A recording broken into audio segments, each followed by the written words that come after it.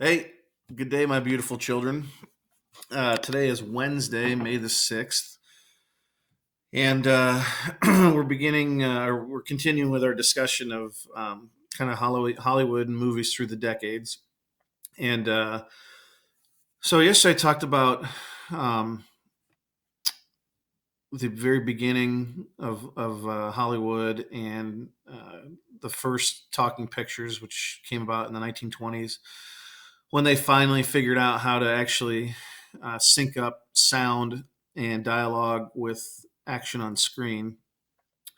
So that was a big deal. Well, now we're getting into the golden age of Hollywood, which would be the late 1930s into the 1940s. So there's kind of like two uh, eras of Hollywood that people look back on with nostalgia as, man, this was as good as it got, and this would be the first. That's why they call it the golden age. And then there's in the 1970s, which we'll talk about either tomorrow or next week. That would be the second period. Um, but everybody looks back at the 1930s and 40s as kind of this epic time for a couple of reasons. One, the actors and actresses, and two, the directors and the types of movies they were making at the time. So, you guys have heard me say before that art imitates life, and during the late 30s and into the 40s, that's definitely going to be the case in movies. Got a lot going on, not just in this country but globally. In particular, World War II. So, a couple things happen. One, we get induction of sound, which is where they were really able to sync up um, sound effects and dialogue with the action on screen. So movies just got a lot better. There's a huge difference between the early talking pictures of the 20s, late 20s, early 30s, and what came after in the late 30s into the 40s. It sounded better, it looked better. And then because of World War II, we get a ton of movies that are either about the war itself or with patriotic themes that were meant to uplift the country and make us feel good about ourselves. So you take a movie like Casablanca, which is one of the greatest movies ever made. By the way, if you're ever having a discussion with people about movies and they tell you, you get into a discussion of what's the best movie of all time. First of all, if they say like Step Brothers or Super Bad, ignore them. But if they tell you, if they say that Casablanca or The Godfather, that's a person you can have a reasonably intelligent conversation with about movies, and it'll be fun, and you won't want to strangle them to death. If they say Citizen Kane, which is this movie right here, run away because you're talking to a cinemaphile or movie nerd, and they like movies not because of kind of the action or what they're about. They like movies because of camera angles and blocking and storytelling devices and things like that. Those are all good movies, by the way, but there's a huge difference between Citizen Kane and Casablanca. This is an awesome movie just because it's an awesome movie, and this is an awesome movie because it was the first time that they used this shot or this camera angle or this way of telling the story. Anyway, uh, so Casablanca is a movie that is set in Morocco in the right at the beginning of the war, and it actually came out, I think, in 1941 or 1942, right after the United States had entered World War II. And it's about this American living in Africa, and he's a kind of a selfish guy, and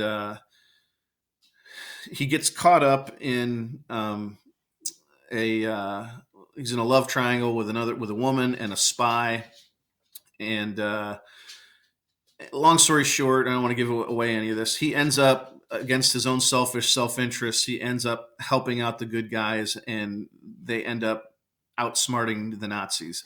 So it's not exactly a war movie, but it kind of is. It's definitely a feel-good movie, and there are parts of the movie where, like, when they showed it in the theater, people stood up and cheered. It just made us feel better about ourselves as Americans during a really tough time. There's going to be a lot of movies that are like that. It's a Wonderful Life, which is a Frank Capra movie, is like that. It's just a feel good, although that came out after World War II, but it's a feel good movie that was meant to pick up our spirits. So you get a ton of movies like that. Um, get the Wizard of Oz would fall into this time period. So there's a lot of like classic Hollywood films that come out during this time. We also have the Hays Code. So the Hays Code is really pretty interesting. Hold on, I need to let my dog out.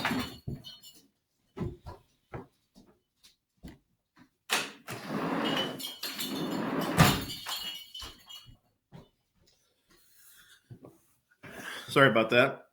We also have the Hays Code. So the Hays Code nowadays, if you go to see a movie, we have the MPAA rating system. PG and R and all that stuff. Well, they didn't have that at the beginning of this. They had what was called the Hays Code, and the Hays Code it governed basically what you could do and say in movies, and then later on, it also provided standards for TV when TV was first introduced. So the Hays Code came from Congress, and it was really interesting. If you ever watch any of these old classic movies, not a lot of violence, not a lot of sex, not a lot of swearing, really none of that. That was all because of the Hays Code. So, like in Casablanca, when the very beginning of the movie, a guy is running from the cops and he gets shot, all you get is bang, oh, you got me. And the guy falls over. There's no brains on the wall or blood or anything like that. There's no swearing or very little swearing. That's why one of the reasons why the line, frankly, Scarlett, I don't give a damn from Gone with the Wind was so groundbreaking is that nobody said the D word before. It had other weird things like, for example, you couldn't even imply sex, even if the people were married. So if you showed like a bedroom, it had to have two separate beds in the bedroom. And if they did have people having sex out of marriage, at least, first of all, they wouldn't show anything.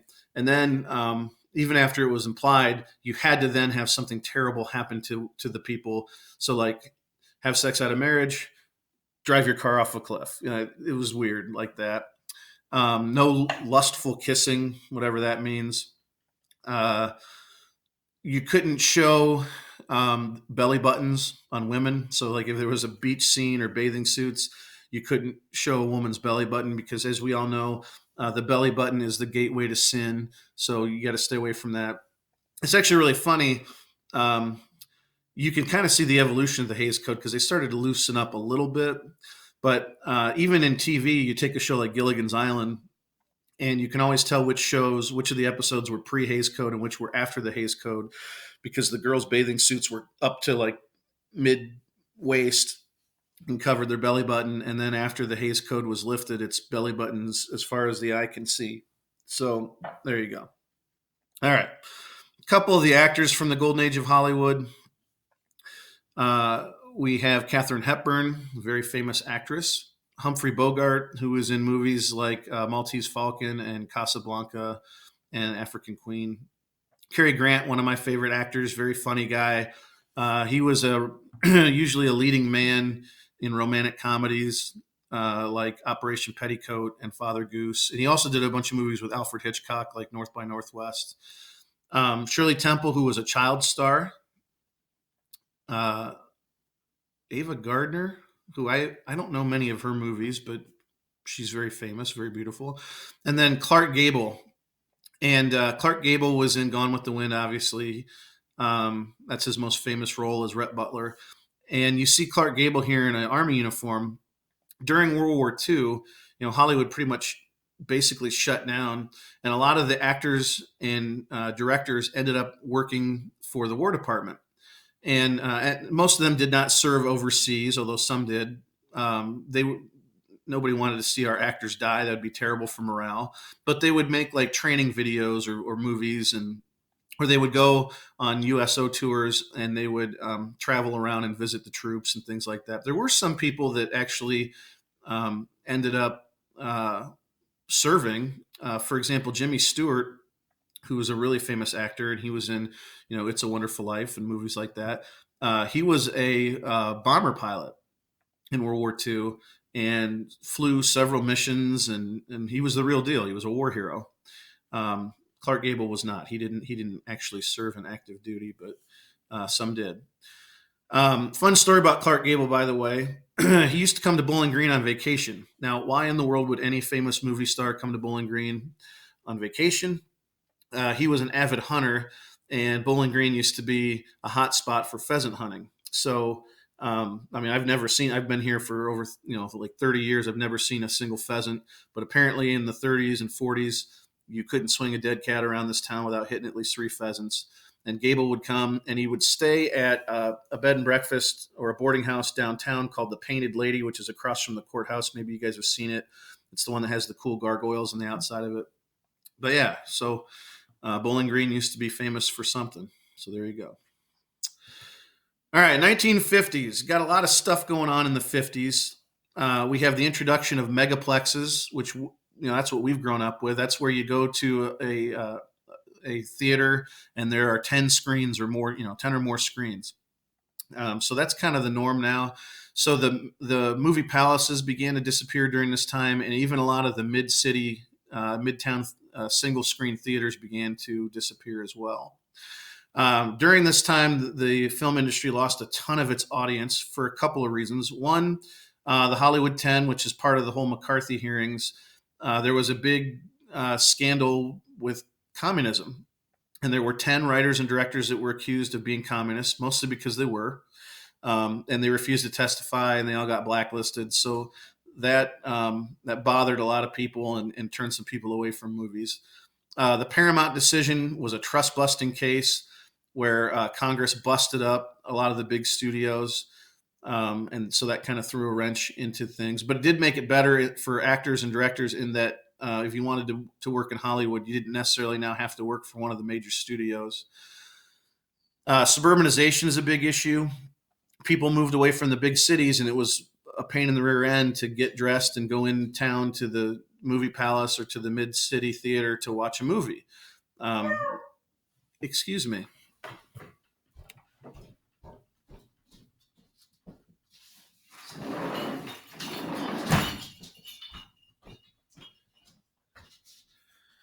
That dog is going to be the death of me.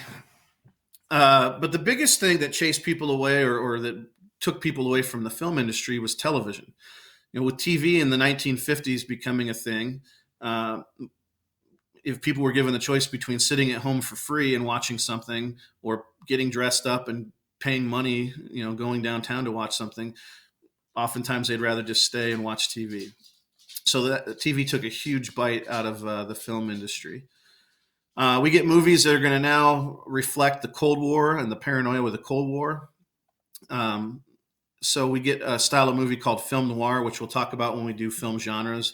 But film noir, it means black film. It's translated from French to black film. And these are films that are very dark in tone, and they have more cynical themes. The good guy is not always so good. Maybe you have a police detective and he's an alcoholic or a drug addict, or instead of bringing the bad guy in for questioning, he throws him off of a 20-story building or whatever. I don't know. And we also get movies that are going to challenge the Hays Code. So like this movie, Some Like It Hot, which is a Marilyn Monroe film, very funny. It's a comedy. She's not particularly great in it, but the two guys that are in it with her, Tony Curtis and Jack Lemmon, are awesome.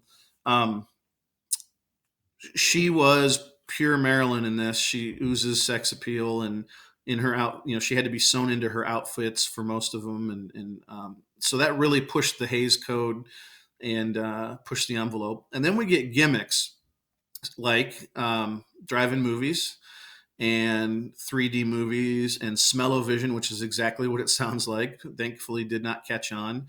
Rumble seats, which were seats that had little buzzers that anytime there was something exciting, it would kind of jolt and buzz you. So the 1950s were really kind of a gimmicky time period, although some of those gimmicks have stuck around or are making their way back around, like 3D movies. Seems like every 10, 15 years they come back again, then they'll leave and they'll come back again. So here are some actors of that time period. There's Jimmy Stewart, who I talked about, very famous actor. Gene Kelly, who was in a lot of musicals like Singing in the Rain. James Dean, who was as big an actor as there was at the time of his death. He was killed in a single car crash in the middle of the desert at the height of his career. Marlon Brando, who ended up acting for decades, but some of his biggest movies, On the Waterfront, came out during this time. And Streetcar Named Desire is another one. Audrey Hepburn, who was in Breakfast at Tiffany's, which I still haven't seen, which is crazy. Of course, Marilyn Monroe and the beautiful and talented Elizabeth Taylor. And I'm looking at these pictures, and every one of these actors is dead, which I guess makes sense. I mean, that was 70 years ago when you think about it. Um, so that's the golden age of Hollywood in the 1950s. Tomorrow we'll pick up with the 1960s and 70s. Hope you guys enjoyed it.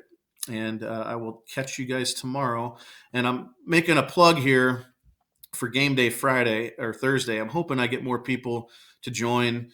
I need to see my peeps. I'm missing you guys. So make sure you get in and you guys take part in that. We're going to do another movie themed game.